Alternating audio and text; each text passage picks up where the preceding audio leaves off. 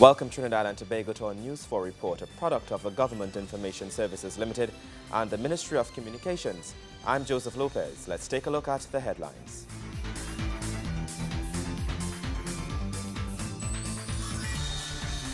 The Prime Minister issues a statement expressing heartfelt congratulations to President Barack Obama and the people of the United States of America. A promise that Tobago will not be neglected when it comes to education and training. And the Ministry of Community Development empowers persons skilled in various crafts so they can start their own small business. To our top story, Prime Minister the Honorable Kamla Persad-Bissessor promises that Tobago will not be neglected when it comes to education and training.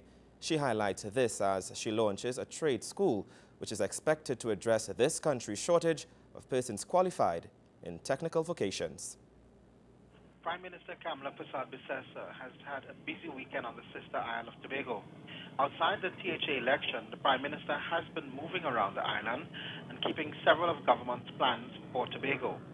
Chief among them is the government's commitment to expanding tertiary education in Tobago and to facilitate human capital development. During the recent launch of the NEC PTSC Trade School in Tobago, the Prime Minister said the people of Tobago must benefit from access to quality training. The Prime Minister also said the government will not maintain the status quo and neglect the sister isle. Mrs. Persad-Bissessor said under the current government, delivery of the MIT Whitep Tobago Technology Center as the largest training facility of its kind in Tobago has been done.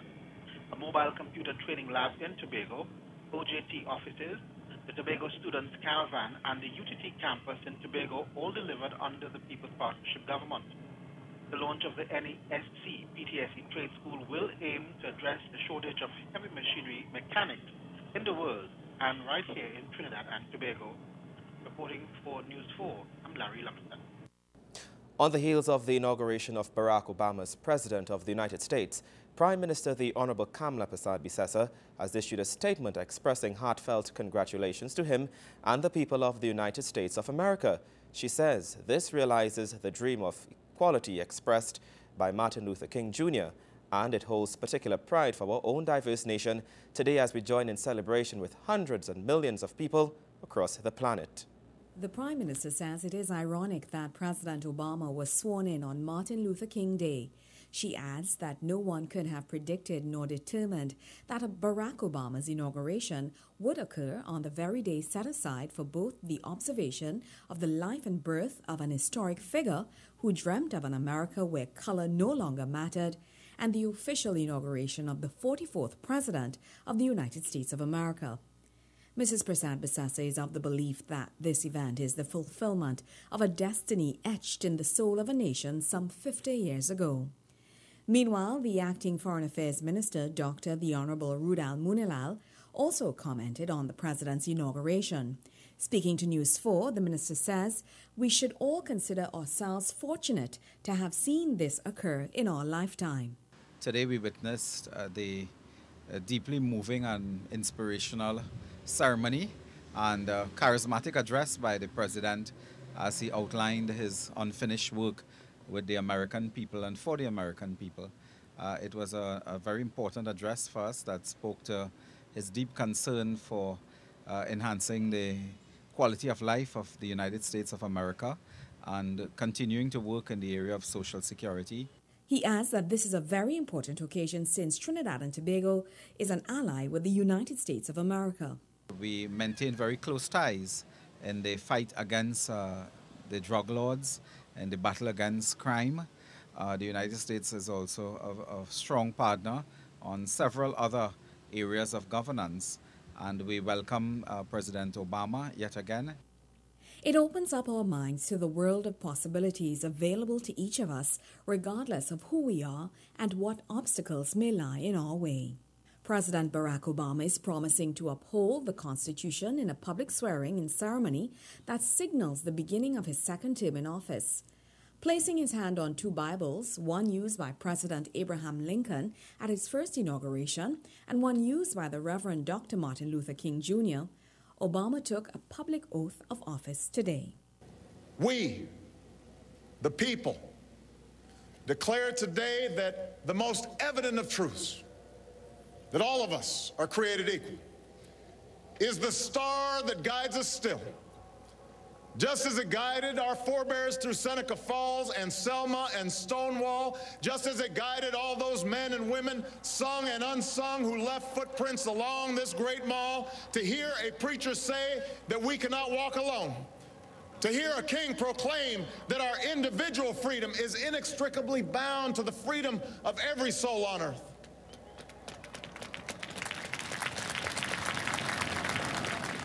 News 4 understands that a quirk in the calendar pushed Obama's public swearing-in onto the national holiday, honoring the slain civil rights leader, and inaugural planners have taken pains to acknowledge that fact. Going into his second term, Barack Obama seems to have put King at the front of his mind too. More news after the break. Stay with us.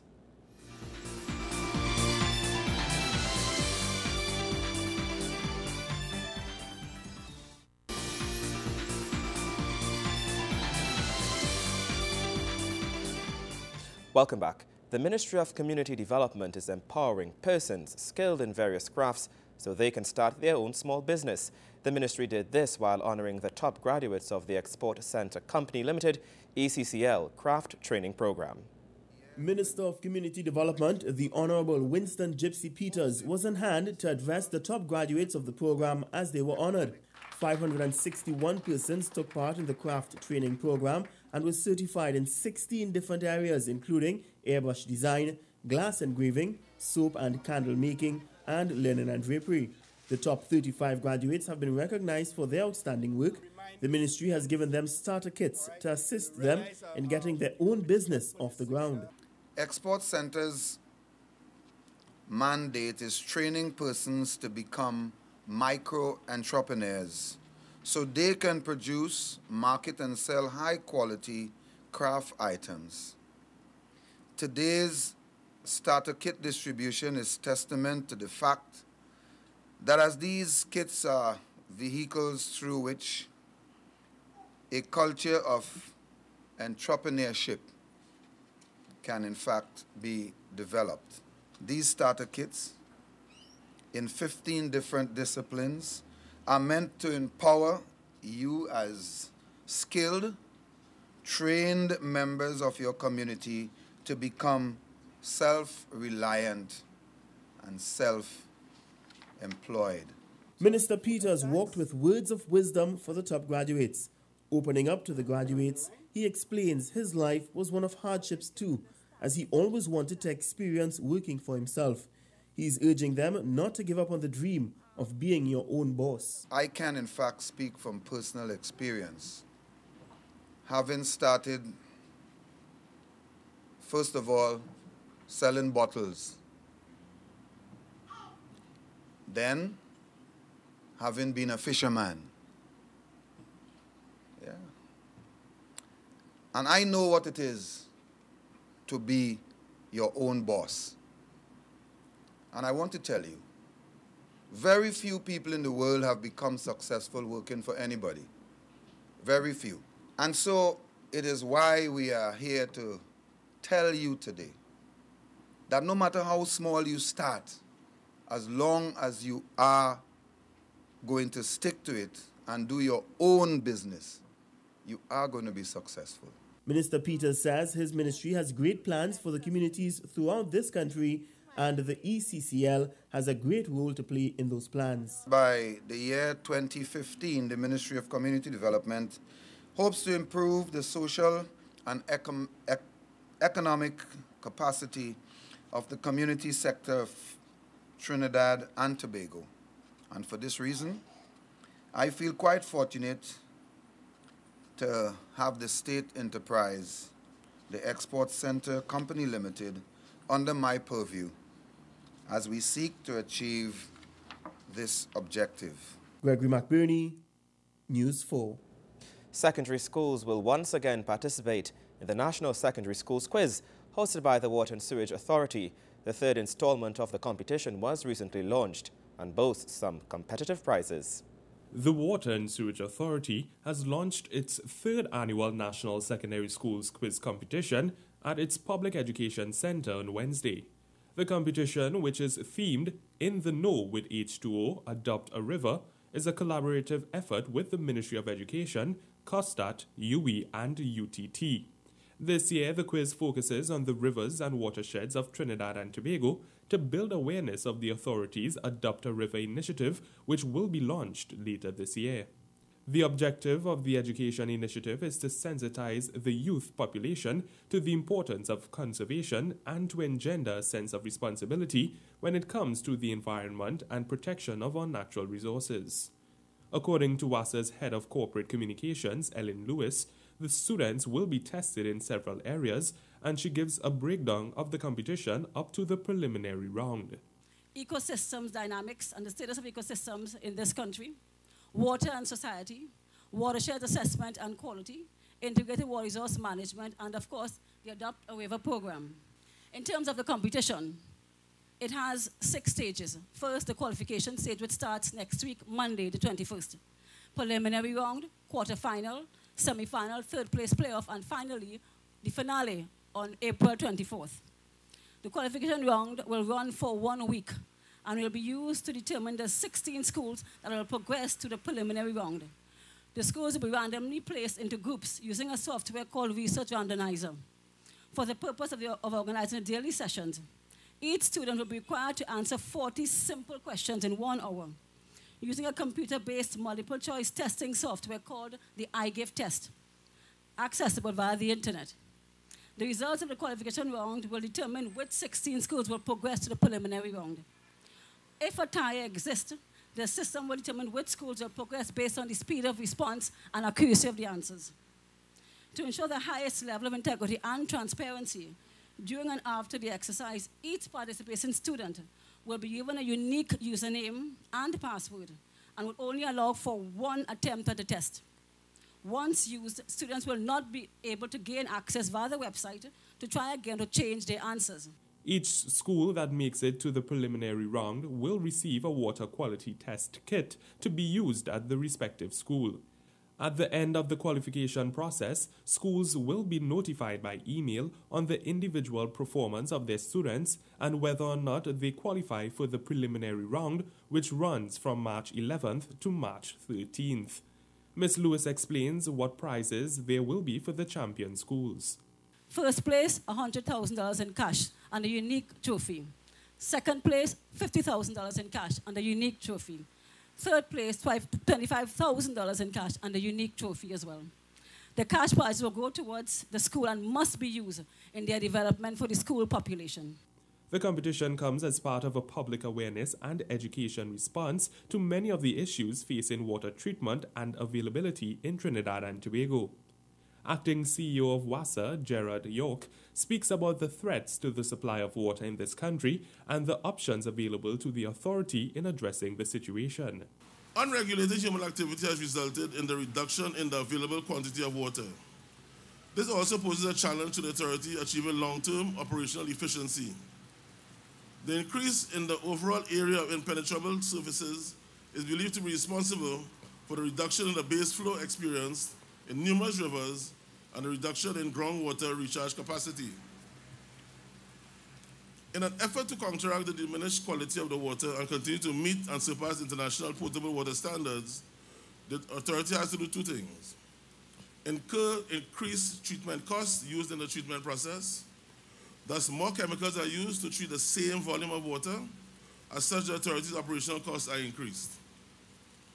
We have invested millions of dollars in early warning pollution monitoring systems to reduce the impact of pollution events on treatment facilities, which contribute to the reduction in downtime, increased costs of cleanup, operations, and maintenance. For more information on WASA's initiatives and the secondary schools competition, you can visit the authority's website at www.wasa.gov.tt. Nikolai Edwards, News 4. More news after the break.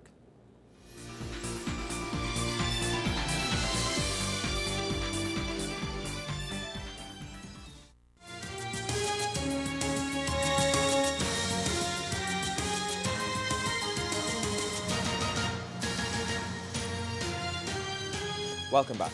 The Trinidad and Tobago cricketers confirmed their status at the best T20 team in the region with a crushing victory over Guyana in the Caribbean T20 final on Saturday.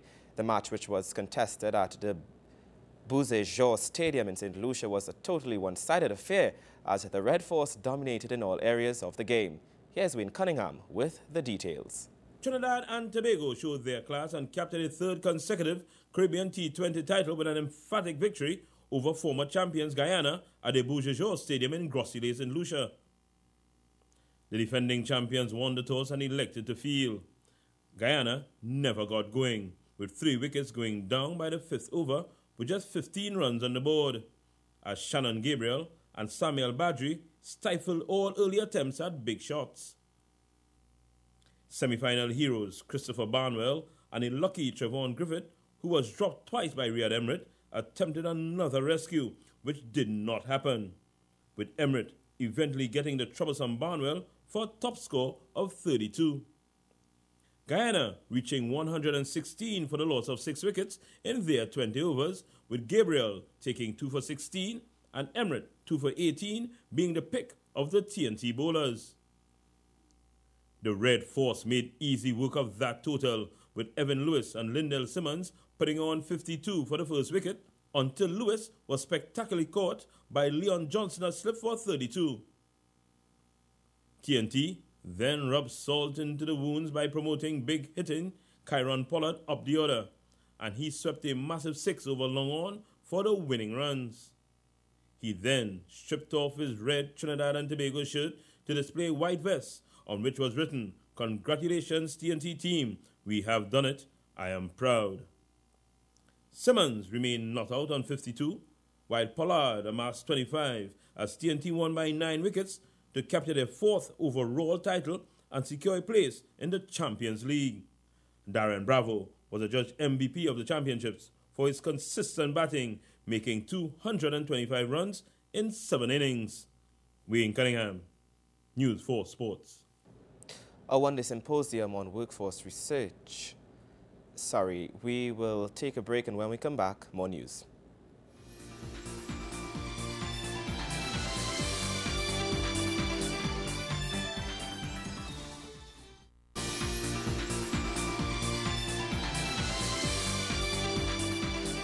Welcome back. A one-day symposium on workforce research and development was held by the Ministry of Tertiary Education and Skills Training and the Ministry of Labour and Small Micro Enterprise Development. The event took place at the Hyatt Regency Trinidad and seeks to benefit job seekers, employers, employee protection groups, and policymakers in a significant way. What is so important about global workforce agenda? Senator the Honorable Fazal Karim, Minister of Tertiary Education and Skills Training, explains. I mentioned recently at the launch of the Jobs and Career Coaches, a recent study by the McKinsey Center for Government revealed that around the globe, 75 million young people between the ages of 15 to 24 are unemployed, and twice as many are underemployed. As young people struggle to find jobs in general, and jobs that match their chosen field of study in particular, about 40% of employers internationally are reporting difficulty in filling entry-level positions, citing lack of skills in applicants as the major reason. Within the next 7 years, the minister says there is expected to be a shortage of 85 million high and middle-skilled workers in the global market. This is indeed a worrisome trend with serious implications for the productivity and viability of industries. On the other hand, the historically weak link between tertiary education program design and labor market needs is glaring every time we graduate a grouping of students who are unable to find meaningful employment in their course of study. This problem leads to the creation of what I have called the discouraged graduate, who, having spent years in arduous study, find himself or herself unable to land a job in their chosen field. The minister adds that such factors are creating cries in both higher education and in the industry. In the United States, he says the situation is further exacerbated when one considers the steep increase in tuition fees. He further goes on to say that right here at home we have witnessed the growing gap between education and employment. That is to say, the inability of the educated and trained to find sustainable jobs, juxtaposed against the inability of employers to fill key positions. We therefore must pay attention to what is happening around us, and we must take preemptive measures to ensure that we do not face diminishing returns to our government's investment in higher education. For this reason, in my contribution to the budget debate a few months ago, I stated very clearly that while the People's Partnership Government continues to be committed to the GATE program and the HELP program at an annual cost of over $700 million TT, we must set mechanisms in place to ensure that higher education programs and institutions are responsive, relevant, and accountable. Minister Karim says the symposium will impact positively on generations to come as the ministry initiates a policy dialogue process to facilitate the matching of graduate training to industry requirements over the medium to long term. The symposium was designed to stimulate intensive discussion and consultation among various stakeholders. The Princestown Regional Corporation is celebrating its 133rd anniversary of the town. Children and adults alike have joined celebrations with members of the corporation and the Member of Parliament for the area and Deputy Speaker of the House, Nella Khan. Over 100 years ago, 2 English princes visited a little town in Trinidad and planted 2 pui trees. One of the princes went on to become King George V of England, and that little town was renamed Princestown following the visit. And in what can be interpreted as symbolic perseverance, the 2 pui trees planted by the princes still stand today. Snippets such as this of the town's history were given to the residents who gathered to celebrate Princestown's 133rd anniversary. As part of the celebrations, the regional corporation has held an interfaith service at the St. Stephen's Anglican Church, home of the 2 pui trees. Speaking at this celebratory service, MP for the area, the Honorable Nella Khan, says the town has contributed greatly to this country's history in many ways and through many people. She believes Princestown and its inhabitants will continue to play a major role in this country's development for years to come. A Princestown-born politician, the Honorable Bastille Pandey, who became our country's 5th Prime Minister. In the world of culture, Calypsonians, Maestro and Ras Chotiai was regarded as one of the most gifted composers and singers of the art from and before their untimely passing. Michelle Khan, our 2nd runner-up for Miss World in South Africa, and all from Princestown. Princestown is constantly forging ahead as our preschools, our primary schools, and our secondary schools continue to produce outstanding scholars. The future looks bright for Princestown, ladies and gentlemen. Ms. Khan promises as MP for the area to ensure the constant development of the town. She reveals there are many things planned for Princestown, including a new housing settlement. The construction of 500 new homes, which have already started at Fairfield Estate, and you would realize it's a national housing emphasis, and it is from the Ministry of the National Housing. The Yolan Pompey Recreation Ground, of course, which is due to get started in a matter of a couple of weeks. The recent upgrade to the Tableland Recreation Ground as well, and many, many more to come. So Princestown is well on the road, like I say, and of course there is a bright future for Princestown. MP Nella Khan is also asking residents of St. Julian Road to be patient as the corporation seeks to repair the numerous landslips along that stretch of road.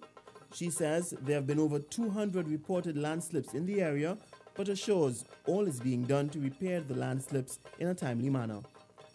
Gregory McBurney, News 4. And that's how we wrap up our News 4 report, a product of the Government Information Services Limited and the Ministry of Communications. I'm Joseph Lopez. Thank you for watching.